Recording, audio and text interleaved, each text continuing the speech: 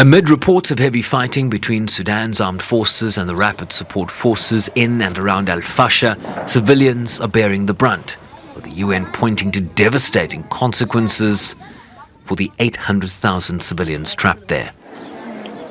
The fighting in Al-Fasher is another tragic example of this conflict's grotesque impact on civilians. Over the past year, thousands of lives have been lost. Communities and families have been torn apart. Homes and civilian infrastructure have been destroyed. Khartoum, the beating heart of Sudan, has been decimated. No one and nothing has been spared. Horrific atrocities are being committed with reckless abandon. Reports of rape, torture, and ethnically motivated violence are streaming in. Indiscriminate attacks are killing civilians, including young children. Sudan is now today the world's largest displacement crisis. Almost 9 million people have been forced to flee to other parts of Sudan or neighboring countries. Most of the population lacks access to health care. An entire generation of children is missing out on education. The resident coordinator again echoed the UN analysis that famine was on the horizon, particularly in North Darfur, just weeks ahead of the lean season in the country. The start of the rainy season will also make matters worse for transporting humanitarian supplies in order to reach people in need, often in far-flung remote regions of the country.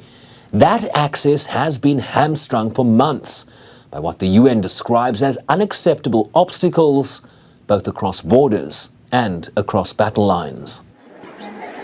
As the noose of the conflict tightens its stranglehold on the civilian population. We have just 6 weeks before the lean season sets in, when food becomes less available and more expensive. This coincides with 2 other deadlines: the start of the rainy season, when reaching people in need becomes even more difficult, and the end of the planting season, which could fail if we aren't able to procure and deliver seeds for farmers. In short, the people of Sudan are in the path of a perfect storm that is growing more lethal by the day. This crisis follows years of struggle by the Sudanese people to have a voice of their own. The revolution was led by the women, and many of them find themselves in dire conditions. Pressing for more engagement to end the war. It is time to hold the parties to the conflict and the world accountable. For people all over Sudan, in Al-Fasher, Khartoum, Al Jazeera, Kordofan, Darfur, and elsewhere, what they need most is an end to all this senseless violence. The international community cannot stand by as this crisis spirals out of control.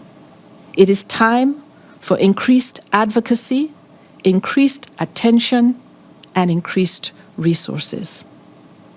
Time is running out. We need action now. The $2.7 billion funding appeal for Sudan remains only 12% funded. Chauvin Brycebees, SABC News, New York.